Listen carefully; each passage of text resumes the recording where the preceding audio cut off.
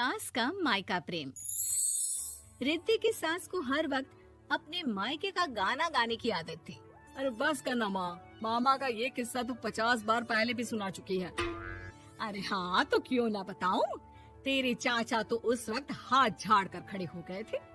तब मामा ही था तेरा जो आगे आया और मदद की। देखो अब ठीक है ना, जो हो गया सो हो गया। क्यों एक बात को हमेशा गाती रहती हो। अब तो बहू घर आ गई है, उसे तो सबको मान कर चलना है ना कि सिर्फ सास का मायका ही समझेगी वो। तभी वहाँ रिद्धि आ जाती है। माँ, आज मैं घर जा सकती हूँ? माँ को मेरी बहुत याद आ रही है। शादी के बाद एक बार भी नहीं गई। हाँ तो कौन जाता है। अरे मेरी शादी के बाद जब मैं बिदाई होकर आई, इतना बड़ा ससुराल मेरा, खाने वाले 10 लोग और बनाने वाली मैं सिर्फ एक। ऐसा लग रहा था जैसे सिर्फ खाना बनाने के लिए ही ब्याह किया है। वो तो मेरा भाई था, गांव से एक काम करने वाली चाची को भेज दिया जो मेरा हाथ पटाती थी, और उसको पैसा, खाना, कपड़ा, रहने के लिए कमरा, वो सब किससे दिया था? तुम्हारे भाई ने। ये मामला रोज का था। ससुर भी जब गुस्सा होते तो वो सारी बात कह देते जो उनके मन में इतने समय से चल रही थी। मेरा भाई, भाभी, भतीजा, भतीजी सब छुड़वा दिया। मैंने जीवन भर सिर्फ तुम्हारे परिवार वालों से निभाया, लेकिन अब भी चैन नहीं है तुमको।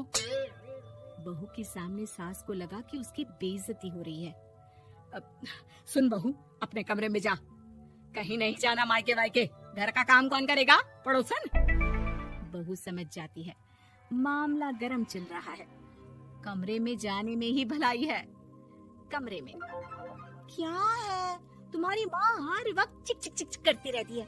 कल ताई मिली थी तुम्हारी मुझे, लेकिन मजाल है सासू माँ की उन्होंने एक बुराई की हो, लेकिन सासू माँ हाँ, जब देखो तब ससुराल के लोगों की बुराई करती रहती है। बेचारे पापा जी कितना मिस करते हैं अपने घर वालों को।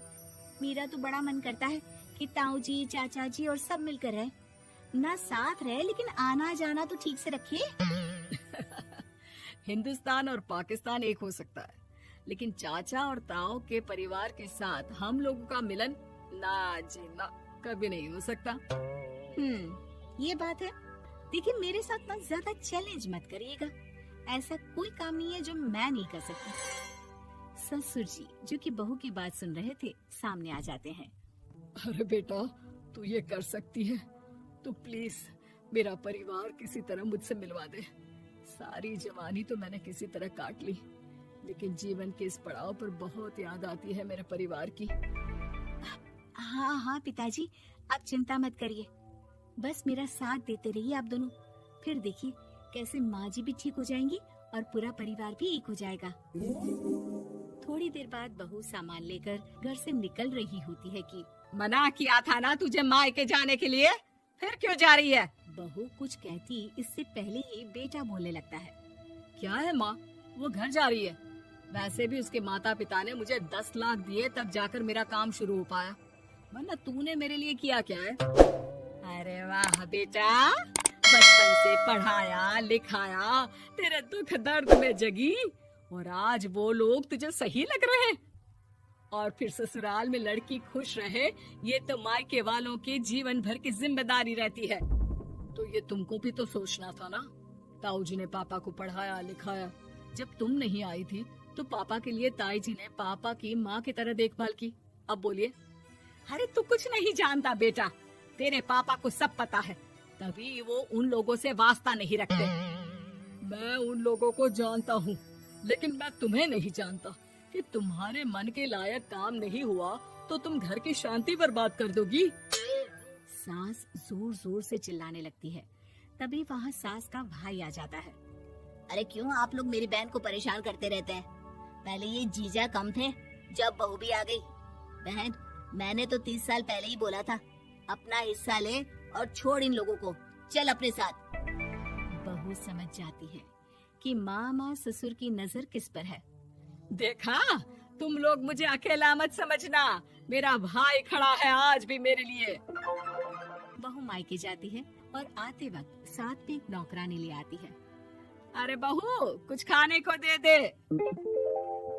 अरे आंटी, क्यों भाभी को परेशान करती रहती हो? उनके भाई ने मुझे जिम्मेदारी दी है। किसी भी चीज की परेशानी नहीं होनी चाहिए भाभी को। जो चाहिए मुझे बोल लेगा। आय हाय, बहू के मायके वालों का इतना दखल। ये मेरा घर है, कोई कल का आए इसे पूरा कैप्चर कर ले, ये बर्दाश्त नहीं होगा मुझसे। क्या हो गया सासू माँ? क्यों सुबह सुबह चिल्ला रही हैं?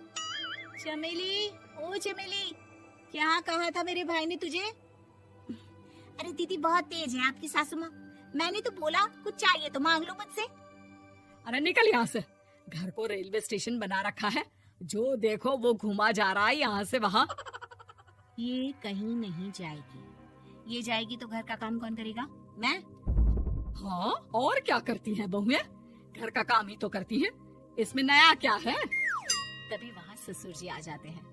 हाँ, तो यही बात तो तुम्हें भी समझनी चाहिए थी ना। आज बहू के मायके से नौकर आ गया तो तुम्हें बुरा लग रहा है? अरे तो उस वक्त गर्मा गर्म खाना तो सबने खाया ना। ऐसा तो नहीं है कि मेरे मायके का नौकर था तो सिर्फ मेरे लिए बनाता था। अरे निकालो इसे फिलहाल, बाद में बात करती हूँ। सास का गुस्सा जोर से नौकरानी पर फूटता है। तभी वहाँ बेटा सामान के साथ आकर खड़ा हो जाता है। चलो रिद्धि, तुम ठीक बोलती हो। मेरी माँ को तो हम लोगों की कोई फिक्र है ही नहीं, ये तो सारा दिन सिर्फ अपने बारे में सोचती है। और देखिए, मैं अब से कह रही हूँ कि अब से इस घर की तरफ आपको देखना भी नहीं है। नहीं आना आज के बाद इन लोगों से मिलने। हाँ हाँ, बस कभी कभी दिन में 2 बार मिलने आ जाओ। नहीं, बिल्कुल नहीं। ससुर झूठा नाटक करते हुए। मेरी बीवी ने मुझे मेरे ही परिवार से दूर कर दिया, आज बहू मेरा इकलौता बेटा दूर कर रही है। हाय, कैसे जीऊंगा मैं? वाह, वो भाई जो आपको बेटे की तरह मानता था, उन्हें छोड़ने में तो दुख नहीं हुआ। आज खुद का बेटा छोड़कर जा रहा है तो कैसे जीऊंगा? बढ़िया है।